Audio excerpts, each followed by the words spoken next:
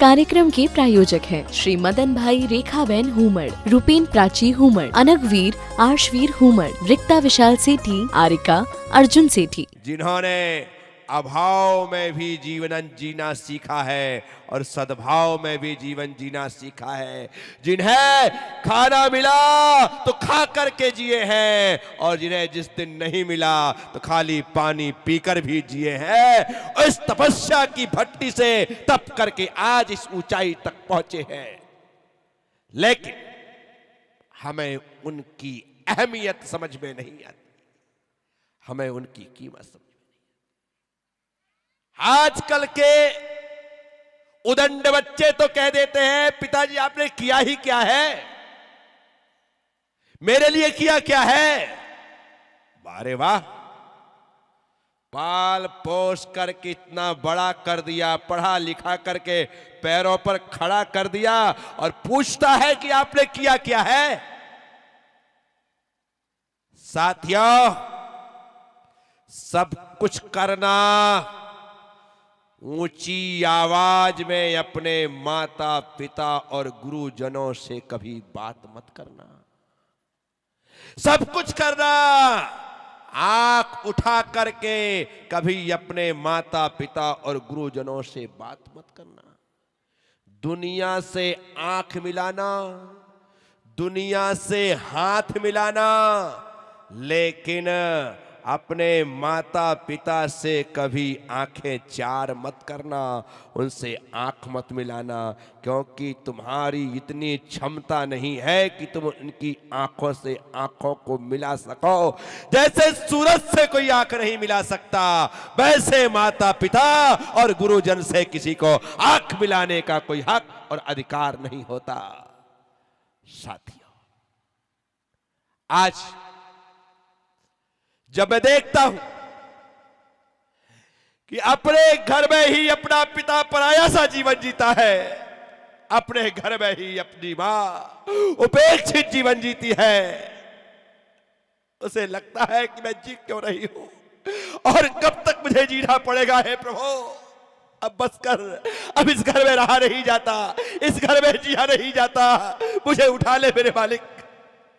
साथियों, जब कभी इस प्रकार से तुम्हारे माता पिता के मन में कोई भाव पैदा हो तो समझना तुम्हारे तीव्र पाप का उदय आया है कि तुम्हारे माता पिता के मन में ऐसा भाव जागृत हुआ है, ऐसा मन, ऐसा भाव पैदा हुआ है। साथियों, मैं आप सबसे कहता हूं, कितनी मिन्नतें मांगते हैं बे, कितनी फरियादें करते हैं बे, कितनी दुआ मांगते हैं बे कि बस जीवन के सुख के लिए एक संतान मिल जाए, मेरे वंश की वृद्धि के लिए एक संतान मिल जाए। और उनकी दुआओं का फल एक ऐसा कमबख्त बेटा मिला कि जिसने जीवन में दुख के अलावा कुछ नहीं दिया, दुख के अलावा। फिर कभी कभी उन माता पिता को सोचना पड़ता है कि प्रभु, ये तूने क्या दिया। एक तो मुझे नहीं दे रहा था तू संतान, और दे दिया तो ऐसा कपूत दिया कि आज मैं इससे परेशान हो गया हूं, समझा समझा करके हैरान हो गया हूं। कुछ समझ में नहीं आता है कि मैं करूं तो करूं क्या। आज बुरे लोगों की संगत में, सोबत में आकर के आज मेरा बेटा मेरे हाथ से निकल गया है, बुराइयों से ग्रसित हो गया है। बीड़ी, सिगरेट, गुटखा, तंबाकू, दारू वारू पीना इसके लिए आम बात हो गई है। मैं थक गया हूं। ये दुर्दिन देखने के लिए मेरे मालिक तूने मुझे जिंदा क्यों रखा। साथियों, मैं माता पिता से भी कहता हूं, वसीयत लिखना, अपनी जायदाद का हिस्से करना, लेकिन वसीयत लिखने से पहले खास करके मैं सावर के सभी बड़े बुजुर्गों से कहूंगा, क्योंकि मैंने यहां के मंदिरों में 2 दिनों से अभिषेक देखा है। आज तो 3 मंदिरों में मैं अभिषेक देखने और सांधारा करवाने गया। आदिनाथ भगवान के मंदिर में अभिषेक देखा, शांति धारा करवाई। भगवान चंदा प्रभु के मंदिर में अभिषेक देखा, स्नान धारा करवाई, और अंत में महावीर स्वामी के मंदिर में अभिषेक देखा, स्नान धारा करवाई। मैं यहां के अभिभावकों से कह रहा हूं, तुम्हारे पास मित्तल जी ना, आपके पास जितनी भी जायदाद है, जितनी भी संपत्ति है,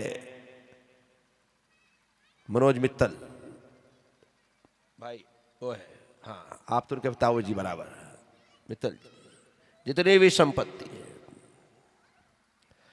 सबको बराबर तरीके से लिख लो। इतने मकान, इतनी दुकान, इतना सोना, इतनी चांदी, सब लिख लेना। और अपने बेटे, एक है तो एक, दो है तो दो, सबको बता देना बेटा मेरे पास इतनी संपत्ति है। लेकिन ये संपत्ति उसी को मिलेगी जो मेरे धन के हिस्से को लेने के पहले धर्म का हिस्सा लेगा। मेरे मरने के पहले जो बच्चा मंदिर जाकर के अभिषेक करना प्रारंभ कर दे, जो बच्चा धर्म के रास्ते पर चलना प्रारंभ कर दे, मैं जीते जी ये पूरी संपत्ति उसके नाम करता हूं। और यदि तुमने मेरे धर्म में हिस्सेदारी नहीं की तो ये धन मैं आज ही चंद्रगिरी पहाड़ के नाम करता हूं, आज ही मैं आदिनाथ मंदिर के नाम करता हूं, आज ही मैं नेमिनाथ मंदिर के नाम करता हूं, आज ही मैं पार्षद मंदिर के नाम करता हूं। दे दो सारी संपत्ति। जब तुम्हारा बच्चा धर्म लेने को तैयार नहीं है तो ऐसे बच्चे को धन देने की भी जरूरत, ये करना पड़ेगा। तुम्हारे मंदिर भी तुम्हारे बुजुर्गों की तरह बूढ़े होते चले जा रहे हैं। इन्हें वापिस जवानी देने के लिए नवयुवकों को मंदिरों से जोड़ना पड़ेगा। सुबह उठ करके वे अभिषेक पूजा में जब तक नहीं आएंगे तब तक हमारे मंदिर ये जवान नहीं हो पाएंगे। तुम कितने भी मंदिर बना लो, सारे मंदिर पैदाइशी ही बूढ़े होंगे। इसीलिए ये कड़वा सच में आप सबसे कह रहा हूं कि युवाओं की संख्या यहां पर मंदिरों में नहीं के बराबर है। मुश्किल से सभी मंदिरों में 6 के 6 मंदिरों में मिलाकर के 10-12 युवा यदि करते हो तो बहुत बड़ी बात है। अन्यथा वो सारे साफा वाले, टोपी वाले, दुपट्टा वाले, गमछा वाले बिल्कुल बांध बूंद करके आ जाते हैं और भगवान का करते हैं। मैं ये नहीं कह रहा हूं कि उन्हें नहीं करना चाहिए, लेकिन ये पीढ़ी स्थान छोड़े उससे पहले युवाओं के द्वारा स्थान भर दिया जाना चाहिए, तभी जाकर के हमारे मंदिर में पूज रहेंगे। मंदिर पर मंदिर हम बना लेते हैं, जरूरत नहीं है इतने मंदिरों की। वैसे तो नीचे 4 मंदिर पुराने पर्याप्त थे, जरूरत नहीं थी चंद्रगिरी की और जरूरत नहीं थी वो लाल मंदिर की, लेकिन फिर भी बना लिया, अच्छी बात है। धर्म का संवर्धन है। मैं मंदिरों के निर्माण का कभी विरोध नहीं करता हूं। मैं तो कहता हूं गली गली मोहल्ले मोहल्ले नहीं, घर घर मंदिर होना चाहिए ताकि संस्कार जिंदा रहे।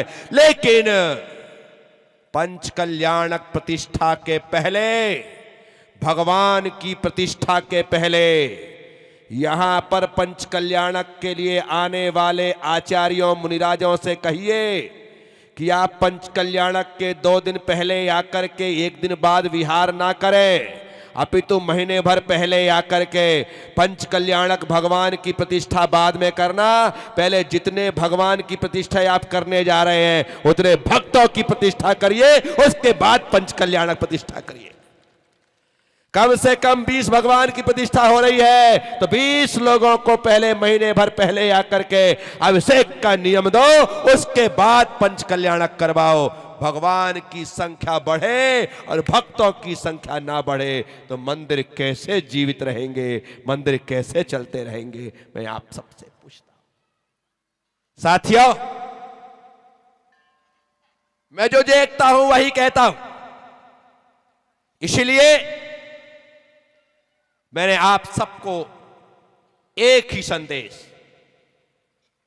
मंदिरों का रख रखाव, साफ सफाई, व्यवस्था आदि बहुत जरूरी है।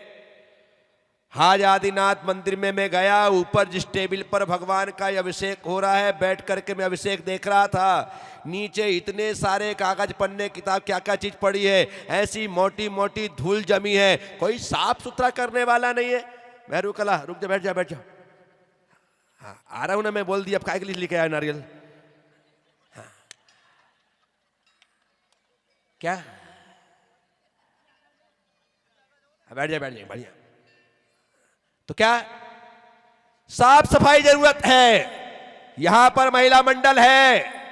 आज इसी मंदिर में पढ़ रहा था, मरुदेवी महिला मंडल है ना? नहीं है? और भी होंगे। शिवा देवी, बामा देवी, सारी देवी यहीं पर हैं। जिंदगी नियम बना लो कि हम हर महीने में 1 से 2 बार एक एक मंदिर की साफ सफाई में ध्यान देंगे। बामा देवी, शिवा देवी और मरु देवी 3 महिला मंडल, बहु मंडल, जितने भी मंडल हैं, 4 मंदिर हैं सिर्फ नीचे, और कोई बहुत बड़े नहीं हैं। हमें हर 8 दिन में, 15 दिन में इन मंदिरों की व्यवस्था को व्यवस्थित करना है। साथियों, मंदिर जितने साफ सुथरे खूबसूरत होते हैं, उतनी भव्यता, दिव्यता और अक्षयता को लिए हुए होते हैं। इसलिए इस पर हमें ध्यान रखना पड़ता है। सिर्फ मंडल बनाने से कुछ काम नहीं चलेगा। मैं कमंडल इसलिए रखता हूं ताकि शुद्धि कर सकूं, और ये मंडल इसलिए बनाए जाते हैं ताकि मंदिर की व्यवस्था बनाई जा सके। इसलिए मंडल होते हैं, खाली किटी पार्टी के लिए नहीं होते कि चलो आज किटी कर लेते हैं, थोड़ी देर हाउजी खेल लेंगे, थोड़ी देर गेम खेल लेंगे। नहीं, आप मंदिरों की साफ सफाई, व्यवस्था आदि सबको सुव्यवस्थित करने पर भी ध्यान केंद्रित करें। इसकी आवश्यकता है। सिर्फ 3 दिन हुए हैं आज मुझे, और आप सब लोगों से मैंने बहुत सारी बातें 3 दिन में कह दी। जितनी कह सकता था उतनी कह दी, और जानबूझ करके आज मैं रुक करके मैंने ये आयोजन यहां पर रखा है, जानबूझ करके, क्योंकि यह आयोजन एक मैसेज देने वाला है। ये आयोजन एक संदेश देने वाला है। ये आयोजन हमारे नई और युवा पीढ़ी को एक संस्कारों का पाठ पढ़ाने वाला है। इसीलिए आप हम सब लोग इस